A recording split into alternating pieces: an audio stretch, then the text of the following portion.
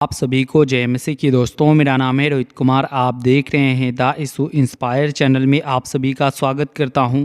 दोस्तों, आप सभी लोगों के बीच में लेके आ चुका हूं। चंगाई पाने के लिए इन 5 वचनों को ज़रूर पढ़ें। प्रभु आपके जीवन में आशीष देगा। और आप अपनी जीवन में अगर बीमारियों से परेशान हैं और आपके जीवन में बहुत सारी दुख और मुसीबतें हैं और आप अपने जीवन में चंगाई पाना चाहते हैं, तो मेरे प्रियो इन 5 वचनों को विश्वास के साथ और आशा के साथ और धैर्य के साथ अपने जीवन में पढ़ें और प्रभु आपके जीवन में अनेक प्रकार से काम करेगा और आपके जीवन में जितने भी दुख और तकलीफ़ें हैं, जितनी भी मुसीबतें हैं, वो सब दूर कर देगा। बस आशा और विश्वास और प्रभु के नाम से महिमा करना बहुत ज़रूरी है। तो चलिए दोस्तों, वचन की ओर चलते हैं। यहाँ पे लिखा हुआ है, यूहन्ना की पुस्तक अध्याय 11 से 6 में लिखा हुआ है, सो जब उसने सुना कि वह बीमार है तो जिस स्थान पर वह बैठा था वहाँ 2 दिन और ठहर गया। यहाँ पर दोस्तों मैं आप सभी लोगों को ऐसे 5 वचन बताऊंगा और ये 5 वचन लाजर के ऊपर आएंगे दोस्तों, क्योंकि लाजर जब अपने जीवन में बीमार था और लाजर के जीवन में बहुत सारी ऐसी समस्याएं थी, और जब यीशु मसीह को पता चला कि लाजर बीमार है तो लाजर के बारे में सोच करके प्रभु यीशु मसीह जहाँ पर बैठे थे वहीं पर 2 दिन और बैठ गए। वहाँ पर बैठ गए और इसी स्थान पर बैठ करके वहाँ सोचने लगे, और ठहरने के बाद उन्होंने सोचा और वहाँ पर फिर उन्होंने कहा 7वें में, फिर इसके बाद उसने चेलों से कहा, कौन? यीशु मसीह ने कहा कि आओ हम फिर यहूदियों को चलें। यानी कि यहाँ पे मेरे प्रियो परमेश्वर का वचन कहता है, फिर उन्होंने किससे कहा? अपने चेलों से कहा कि आओ फिर हम यहूदियों के पास चलें। यहूदियों के पास गए और यहूदियों के पास जा कर के यहाँ पे प्रभु का वचन कहता है, यीशु ने उत्तर दिया, क्या दिन के 12 घंटे नहीं होते हैं? यदि कोई दिन को चले तो ठोकर नहीं खाता है, और क्योंकि इस जगत का उजाला देखता है। मेरे प्रियो यहाँ पे परमेश्वर का वचन बहुत ही अच्छी बात बोल रहा है। परमेश्वर इस बात को यहाँ पे स्पष्ट करता है। यीशु ने उत्तर दिया कि दिन के क्या 12 घंटे नहीं होते हैं। परमेश्वर कह रहा है, यीशु मसीह इस बात को कहते हैं कि कोई व्यक्ति दिन को चलता है तो उसके ठोकर नहीं लगता, और वहीं अगर वो रात को चलता है तो उसके पैरों में ठोकर लगता है और वो गिर जाता है। क्यों? क्योंकि मेरे प्रियो दिन को उसे जगत का उजाला मिलता है, और जब रात होती है तो उसे जगत का उजाला नहीं मिलता। इसकी वजह से वो क्या होते हैं? इसकी वजह से उसके पैरों पे ठोकर लगते हैं। इसी वजह से यहाँ पे परमेश्वर का उदाहरण बता रहा है।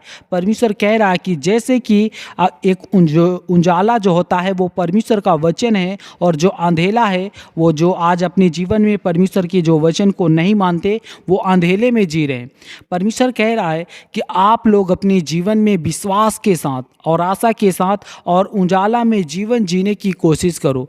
परमेश्वर कहता है कि अगर आप विश्वास के साथ वचन को पढ़ोगे और वचन के साथ अपने जीवन को व्यतीत करोगे, तो मेरे प्रियो परमेश्वर का वचन बताता है कि आप अपने जीवन में जितने भी आपके अंदर समस्याएं हैं, जितनी भी दिक्कतें हैं, वो परमेश्वर आपके जीवन से निकाल देगा। वो आपके जीवन में उजाला कर देगा। अगर आप अपने जीवन में प्रभु के वचन को इग्नोर करते हो और प्रभु के वचन को अपने जीवन में नहीं लागू करते हो, तो मेरे प्रियो परमेश्वर कहता है कि आप अंधेले में रहोगे, और जब आप अंधेले में रहोगे और आप जब चलोगे तो परमेश्वर कहता है कि तुम्हारे पैरों में ठोकर लगेगा और तुम गिर जाओगे। और यहाँ पे परमेश्वर का वचन कहता है 10वें में, परंतु यदि कोई रात को चले तो उसके क्या होता है? ठोकर लगता है, क्योंकि उसको प्रकाश नहीं मिलता। क्यों नहीं मिलता?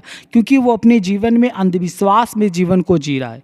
वो प्रभु के वचन पे अपने जीवन को नहीं जी रहा। वो अपनी दिमाग का, अपनी सोच का सहारा ले रहा है। क्यों? क्योंकि मेरे प्रियो परमेश्वर का वचन कहता है कि हमें अपने जीवन में अपनी सोच का और अपनी सोचने की क्षमता का हमें सहारा नहीं लेना है। हमें बस विश्वास से काम करना है, प्रभु के वचन पे काम करना है।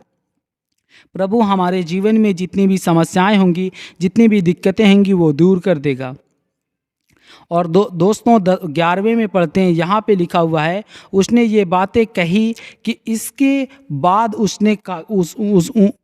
उनसे कहने लगा कि हमारा मित्र लाजर सो गया, परंतु मैं तुमसे कहता हूँ कि उसे जगाता हूँ मैं।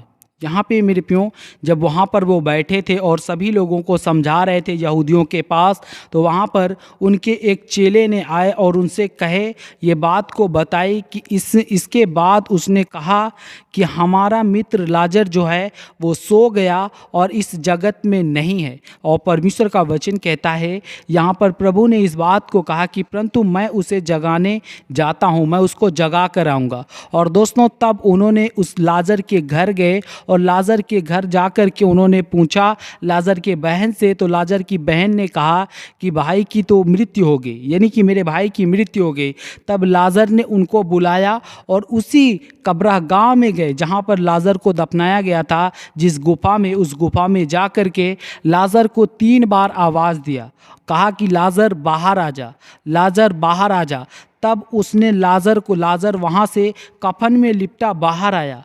तब हैरान कर दिया गया, क्योंकि मेरे प्यों यहाँ पे हमें इस बात को यहाँ पे ये सिखाया जा रहा है कि जब एक मरा हुआ व्यक्ति जीवित हो सकता है और विश्वास के साथ अपने जीवन में व्यतीत हो सकता है, तो ठीक उसी प्रकार प्रभु हमारे जीवन में भी काम कर सकता है।